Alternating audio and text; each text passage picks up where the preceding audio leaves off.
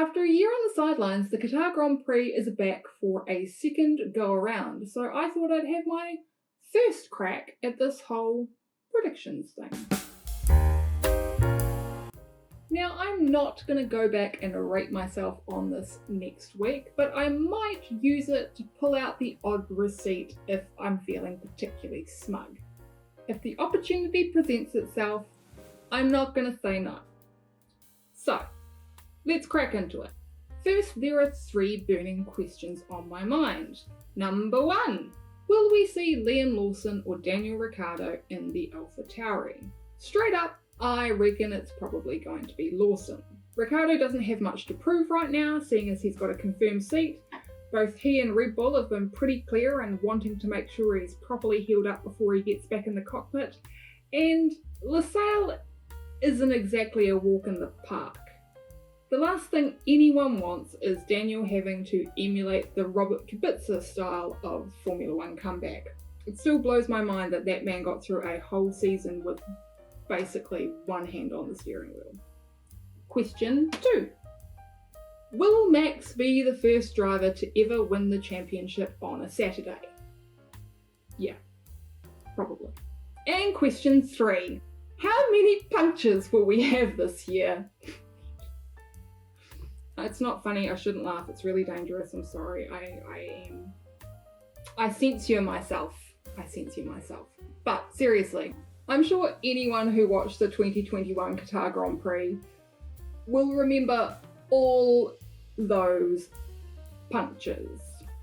Bottas, Norris, Russell and Latifi all had blowouts in the last part of the race, all of which were on the front left, and all of which Pirelli blamed on the Losail circuit's high tyre wear combined with curb impact. Which, we all love to hate on Pirelli, but in their defence, they did specifically say that a one-stop strategy was not recommended, and all of those teams, well, they just went, yeah, nah, and tried it anyway, so rip, I guess.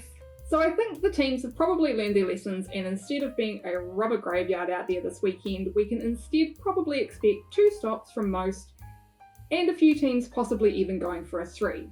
The race is starting a few hours later than 2021 at 8 PM instead of 5 local time, but it's still going to be damn hot. Having a quick look at the forecast, it's going to be in the realms of 30 plus degrees ambient temperature. For those of you who are American, I will not convert it to Fahrenheit. You can go and do that yourself. But the track temperature would have had a few extra hours post-race this time to cool down a bit, so we might see a little bit less tyre wear than last time. The track's also been resurfaced as well, but like last time out, there are no support races to lay down that extra rubber before things get cracking or clear off the sand that blows around a lot out there. So, I don't know, mate. It happens, I guess. I'll call it now. One team's going to try a one-stopper and it's all going to go to hell about lap 49. Side note, there's also a trial of movable inset concrete blocks beyond the curbs happening this weekend that's aimed at resolving the track limit situation while also accommodating for bikes. So that could also play a little bit of a part, because apparently these concrete surfaces that are flippable effectively, so they're rough for Formula One, for motor racing, and they're smooth for the bikes. Yeah, they could be tyre chewers. It's time for the meat and the sandwich. Qualifying. I think Lewis is going to pull one out of the bag here, which is why I'm putting my top 3 as Lewis Hamilton on pole, followed by Max Verstappen in P2 and Lando Norris in P3. This mostly comes from me taking one look at Hungary and doing a copy pasta. What can I say? I'm only human. But seriously, Losail does share some layout characteristics with the Hungaroring. The main difference is going to be the sand, and I think even if Ferrari thinks they've sorted some of their tyre deg problems, they're going to chew through the rubber like seagulls going for a drop KFC chip. That's my thoughts on Ferrari this week. Anyway, moving on. Who's going to win the sprint? I'm not going to go through quali on the sprint. At the end of the day, it's probably not going to look that much different to the main race qualifying. Let's be honest, the sprint is basically just a race preview nowadays. We probably need to look at how that all kind of fits together, and I'm kind of thinking about doing a video on how we can improve the sprints, because I do actually really like sprint weekends. I just don't like the format very much. Anyway, who's going to win the sprint? I think Max is probably going to get the job done. He's going to get that weird little record of the only person ever to win a championship on a Saturday, which, you know, whatever, of course, it's Max. Like, weird records seem to be his thing. The only way this doesn't happen is if Checo decides to go, like, caning into him at the turn 6 hairpin. Because... no comment. This is where I am going to make one completely bonkers prediction though. And I'm going to say that at least one team does a pit stop during the sprint. I mean, okay, maybe Haas is kind of a given to do a pit stop in the sprint. So one team other than Haas is going to do a pit stop during the sprint.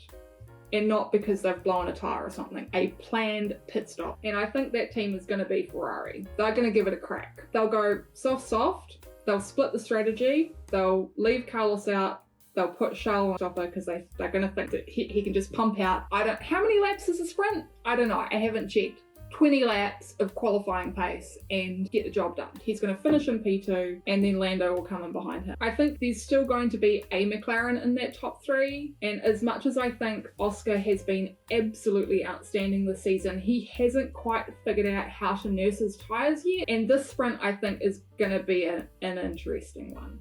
Moving on to the race now, which is of course why we're all here. Nobody gives a shit about sprints and qualifying, am I right? Listen, we all know these things are essentially a reason for us to go back and laugh at ourselves a week down the track, right? Like, this is why people do these things, yeah?